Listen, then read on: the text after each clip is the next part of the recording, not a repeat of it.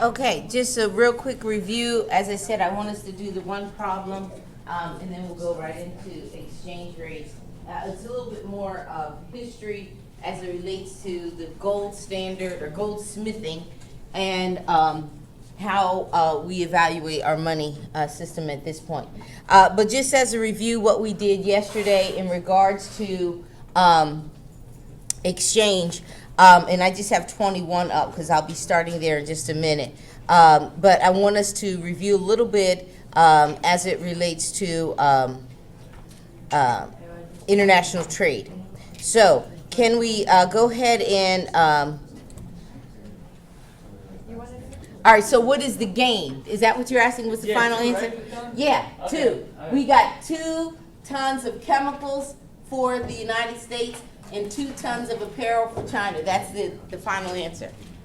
Okay? I'm asking you collected it, and I'm thinking that you're okay. Okay?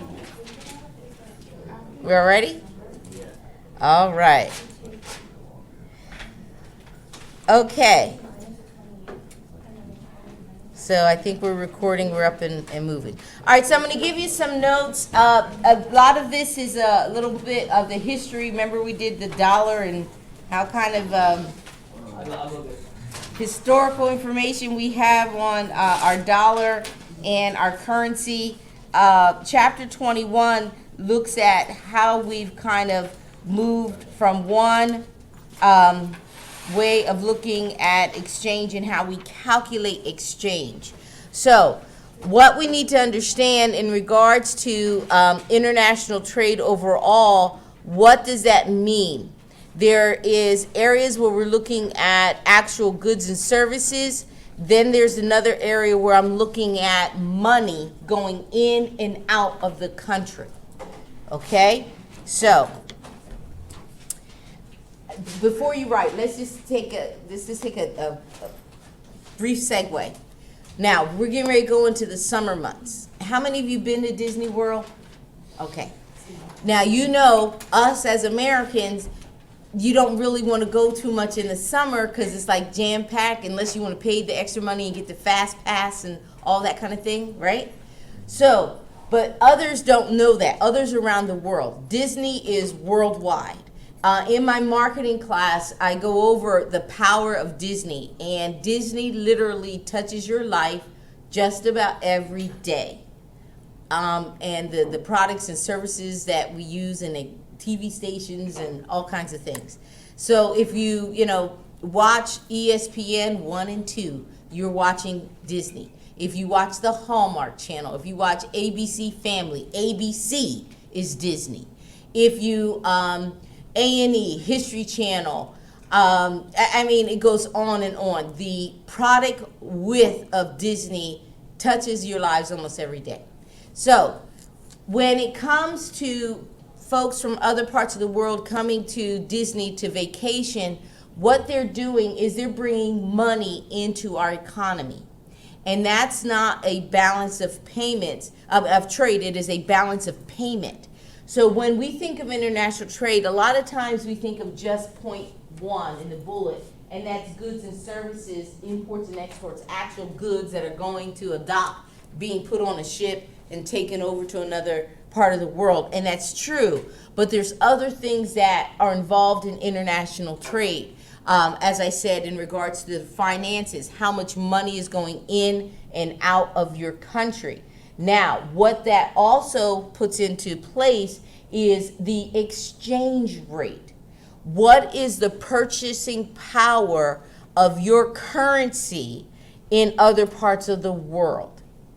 I shared with you I was in Europe a couple of years ago, and I got some foreign currency at AAA before I went, and I was just like appalled at the change in the purchasing power of the U.S. dollar. As I might have said this to you before, but like the Prince William and the Queen and those folks, they will never ever go broke. The British pound is the currency in the world that commands the highest purchasing power. When I traded my dollars for British pounds, I think it was at that point for 1 pound, it costs $1.73. So you imagine. But when you're there and you're shopping, not too much at Harold's because Harold's is too expensive, but when you're there and you're shopping and you look at the price of something and it says 15 pounds, I'm an American. I'm thinking $15. I'm not paying $15 for that item. I'm paying more like close to like $30, $32 for that item. But I'm looking at it in dollars because that's what I'm thinking. But I'm actually purchasing it in pounds, so I'm losing so much. So that's what we want to concentrate on, is what is the purchasing power of your currency in other parts of the world. Now, we've also talked historically. We understand that World War II in our economic history is very pivotal because going into World War II, the United States, world leader, goods and services, the United States goods were the goods that were sought after by countries around the world. Also, the United States dollar was the currency that banks around the world always kept a supply of US dollars because of the purchasing power of dollars. That has since changed. So when we take a look at what we buy around other parts of the world, it's what we call our balance of payments. Balance of trade is your net exports. And you guys know net exports, right? Your imports and exports. That's balance of trade. We're looking at balance of payments. So again, looking at money inflowing and out, and what is the current account as it relates to your country and these transactions occurring. The reason why I use Disney, my sister worked with someone, had a friend that came, brought his whole family over to Disney. The whole trip cost him about, in I guess US dollars, maybe about $15,000 to $20,000. All right, family of like 4, maybe 5, and they were going to do the whole. They tried to do the whole Disney thing, but they went like in July. Yeah, and got to Magic Kingdom, all these long lines, and it was hot, and paid all that money, maybe got on 2 or 3 attractions, and that was it. Go to a water park on those hot days or whatever, or wait till later, or buy the fast pass. But he spent like 15 grand on this family trip and was so disappointed. But I want to say it was from Spain, somewhere like that. Yeah. I took my daughter. Now I lived in Florida, so it's like season passes. Oh, okay. But I took my daughter to Magic Kingdom last year. Mm-hmm. And it was like the last week of June, so it was basically their summer. And even without the fast pass, she got on almost everything. Okay. Like we were able to get through the whole thing. So it depends. It depends. Yeah, it depends on the timing and stuff like that. Because there's different points in the summer Mm-hmm. where there is lines, but you can still get on a lot. Yeah. I mean, It depends. For Space Mountain, for the adult roller coaster, my grandfather sat out with my daughter so I can go on it, and we waited in that line for like an hour and a half. Really? Yeah, but I mean, You can wait in those lines. the all kids night. sections and all the kids riding Yeah. the teacups and all that, the kids attractions. Oh, well, yeah, the you know, little ones. Yeah, but he had teenagers. That's the thing. last time I went, there was like groups from other countries, like 200 kids at once, but there was like 4 of those. Yes. So it was like, Yes. Yeah. No. This gentleman, he had teenagers, so they weren't. Yeah, do the little teacups and things would be Yeah. fine. But if you want to do like the Space Mountain and things, definitely is where you have those things come into play. All right. We're done with this slide. I just give you a few notes and then talk about the movement of what we've done. All right. So balance of payments. We look at our financial and our capital account. When we take a look at capital account, that is looking at investments within our country. How many other economies have invested in the United States? If you ever take a finance class and you look at international finance, you'll see there's a lot of countries that invest in the United States and vice versa. Even if you just look at the ownership of some of the landmarks in New York, you would be surprised who actually owns them. But that's investment into our economy. And then, of course, I said the financial investment and looking at money flows, all right? And what's coming into the United States. And Disney, as I said, I use them because it's so international. Now we do have Euro Disney or Disney, I'll just say Disney Abroad, and it's now doing fairly well. They're doing fairly well. But it's just something in regards to a universal symbol, those Mickey Mouse ears, everybody knows, and the power of Disney, just the power of Disney. And what they're able to do in regards to the flows of money in and out of the country, okay? Now, I would recommend that you just not necessarily put anything to memory, but I would ask you to really take a look in the last word on page 464. It talks about the candle makers of 1845. And, basically, what did that mean in regards to who was making what and kind of where we were going at that point in time, all right? It's very interesting. You don't have to commit it to memory because it's just more of a story. But it gives you kind of the basis of what we look at in the United States in regards to our history in international exchange.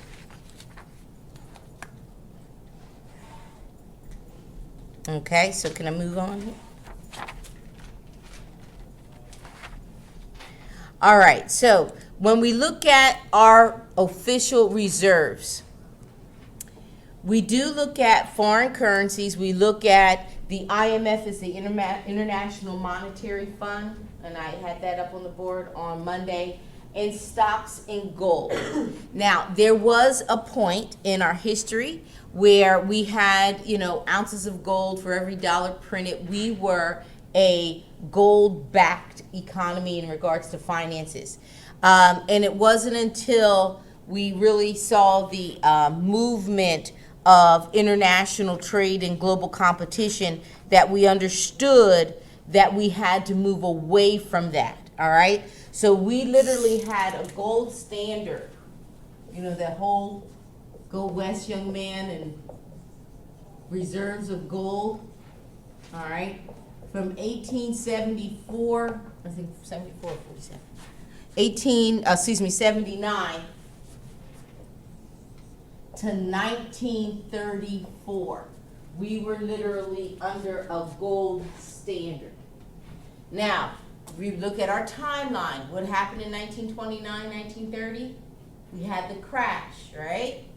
And we understood that after that period of time, things were shifting in the world economy, and World War II just really accelerated it. But at 1934, we had to move away from the gold standard. It was a very fixed standard of exchange.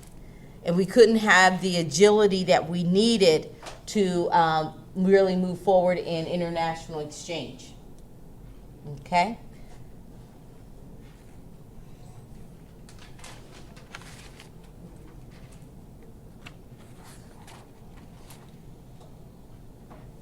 So what we needed to have, I just can move from here. All right, what we needed to have, again, moving away from the gold standard, we needed to have more of a flexible exchange rate.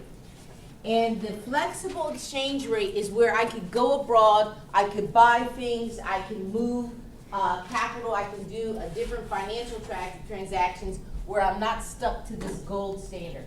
So therefore, when I have more flexible exchange rates, it's going to be able to move goods and services and, again, activity in the international market. You guys remember these. What are these? These are the determinants that we understand shift, demand, and supply, changes in taste, changes in income, relative price level changes, interest rates, expected or relative expected returns on assets. Those are the determinants that affect how we operate on the international market. So we needed something more flexible.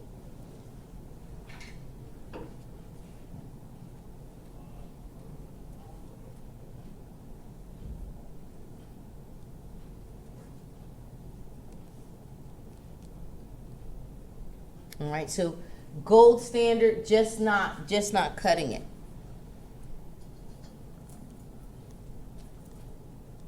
Not completely tied to gold. So then we move to what we call the Bretton Woods system of exchange. And that took us, we kind of floated a little bit, trying to move away from gold, 1944. All right, so what was December 1st, December 7th, 1941? Pearl Harbor, right? So that day of infamy, we entered into World War II. So we're in the midst of the war to really 1971, we were in the Bretton Woods system. Now let me kind of explain the Bretton Woods system, because it gave us, we still kind of had a little bit more tie, or still had some ties to gold standards, but it gave us some flexibility so that, I'll let you, you guys still might be right, I don't want to move too fast. So that after the war, Reconstruction, more global competition. Bretton Woods system still had some ties to gold, but then it gave the U.S. dollar a little bit more flexibility in the international market, so that we didn't have to be directly tied to gold, but kind of an indirect tie to gold.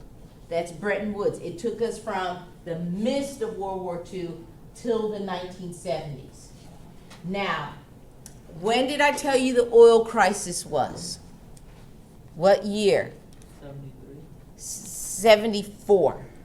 Okay, when did we actually have inflation higher than 10% for the first time in our nation's history? Okay, you can look inside. 1971. Same year, 1974. We had an inflation rate of 11%. Okay? Things were getting a little crazy. And also with the oil crisis, we had all of this influx of foreign imports, and global competition increased all the more. So what we had to do is we had to completely break away from any indirect, because this was kind of indirectly tied to gold.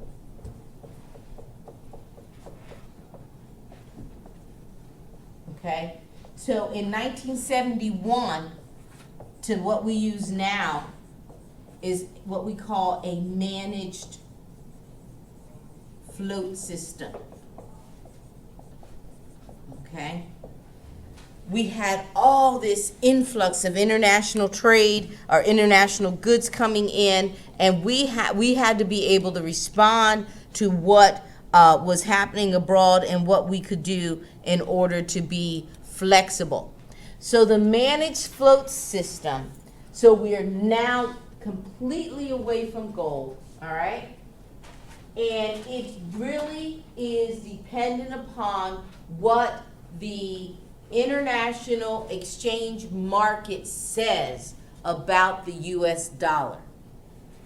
So, just as I said on Monday, in international trade, you cannot just kind of pick up your marbles and leave the game because somebody made you mad. You've got to play this game so that you're trying to get the best for your economy, just like we did in this whole PPF, Production Possibilities Frontier. But you've got to also make sure that there is some activity in the international market. And so, very important. I'll let you get this down and we'll talk a little bit about more about managed float, because this is where we are.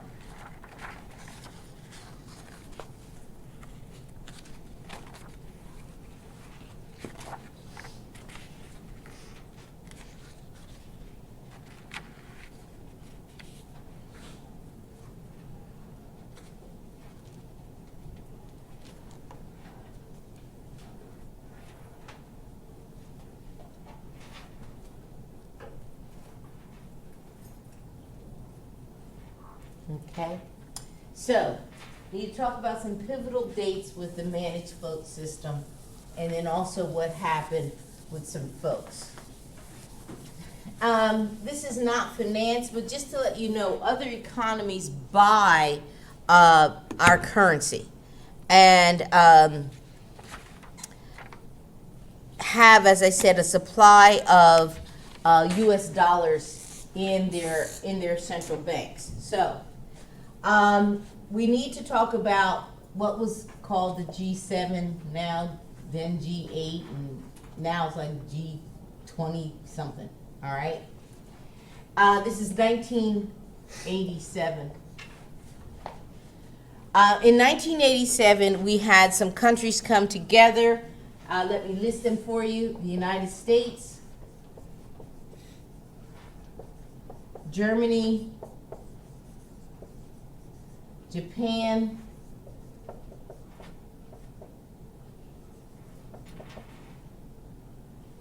Britain, France, Italy, and Canada, okay?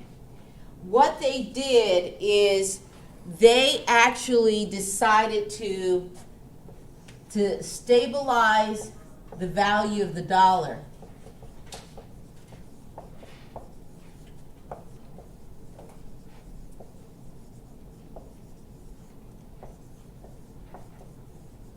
Okay? Because the value of the dollar previously in 1987 had been decreasing. So what they did, they purchased large amounts of US dollars to really boost up the value, all right? So they, in order to take back to their countries, all right? So they purchased US dollars, took it back to their banks, so to make US dollars more valuable in the world market. Now it became the G8 because then you add Russia. Okay, so they then formed and look at economic policy.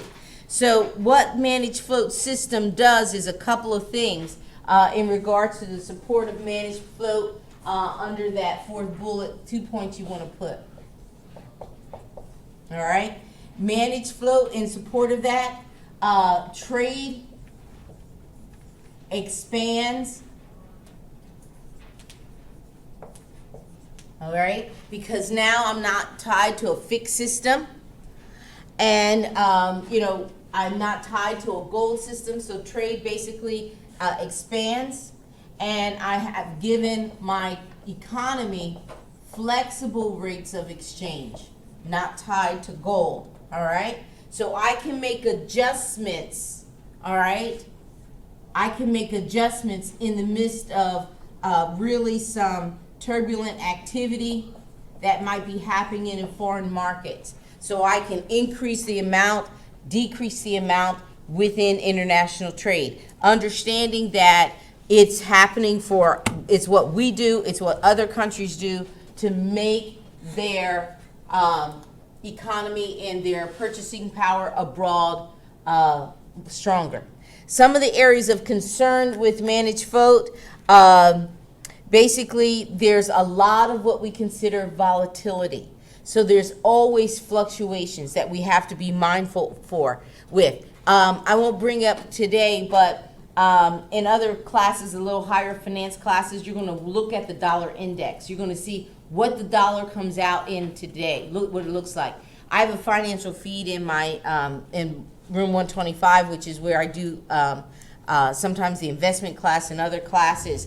But we look at the dollar index every day. When we have trading, what is the dollar going for? How's it compared to the euro? How does it compare to the yen? And so we're looking at that. So there's a lot of volatility there, and it just seems so unpredictable. That's another concern with managed float. So number 2 areas that it's volatile and it's really kind of unpredictable. It depends on what happens in the international market. So when my board opens, my financial feed in that room is about 20 minutes after the opening bell. The opening bell is between 9:20 and 9:25. I'm talking about trading. And so I'll get my feed in about 9:45 into that. But what has happened, and we look at our time frame in comparison to Japan and China, when we're asleep, they're up, right? And vice versa. So when I open the market, and when I take a look at what's happening in the market, what I'm looking at is what has happened in the Asian market overnight while I was sleeping. And then get that information to see what is the dollar going to look like when we open for that day. And then see trading, and then I'll go to sleep again, and they're sleeping while I'm up and I'm moving and I'm trading. So it's so volatile, it's so unpredictable. But again, it's what's happening within investments within your economy. Is your economy worth investing? Buying U.S. Dollars to purchase and increase the value of the dollar. This was a pivotal move in 1987. And again, now our summits in regards to looking at international trade for all countries involved. In 1987, we didn't even have the euro. We didn't even have the EU. So moving forward, then looking at what U.S. dollar can buy on the international market. So for your exam, definitely know this process. We started with the gold standard, moved to Bretton Woods, which was indirectly tied to gold, but still we had some flexibility. But now we are totally out there in deep water. It all depends on what's happening on the international market. Okay? So there's not problems necessarily, but it is concepts when you take a look at international trade. So you've got the understanding in regards to two economies, our PPF curve, in regards to comparative and absolute advantage, and then also looking at moving forward. I mean, you do have some problems with Chapter 21, but it's just really looking at where, how much money can I buy, and what is the value of that dollar abroad. Yes. Ask, when I guess it was the UN put sanctions against Russia because of the Ukraine incident. Yeah. How does that affect the dollar? Like what?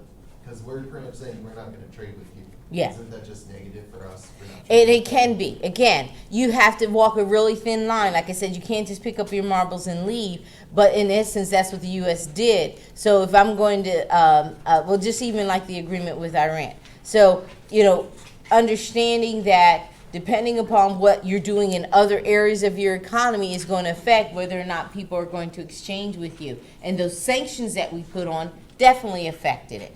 Because then, well, we're not trading there, then we're going to have to find those products somewhere else. Remember, we have a round table. It's not humanitarian at all. It's what do you have that I need. That's all it's about. It literally is all it's about. Because when I come to that table, I need to be able to trade with you. But if you're doing other bad stuff like nuclear warheads and weapons, and you go against the UN, and you're not doing what you're supposed to do, then you know what? I'm not going to trade with you until you get it right. And that's, that's basically what the whole Iran agreement is, whether we do it or not. Okay? So this, again, conceptual, definitely we're looking at purchasing parity. We're looking at purchasing power abroad. Maybe about 3 or 4 years ago, the Canadian loonie, which is the Canadian dollar, actually had the same purchasing power as the U.S. dollar for first time in the history of the world. They were just always below the U.S. now, same purchasing power. The euro, always a higher purchasing power than the U.S. dollar. I mean, there's been celebrities that have gotten contracts written in euros rather than dollars because they are international, because they know the purchasing power of the euro is higher than the U.S. dollar. So that they make more money.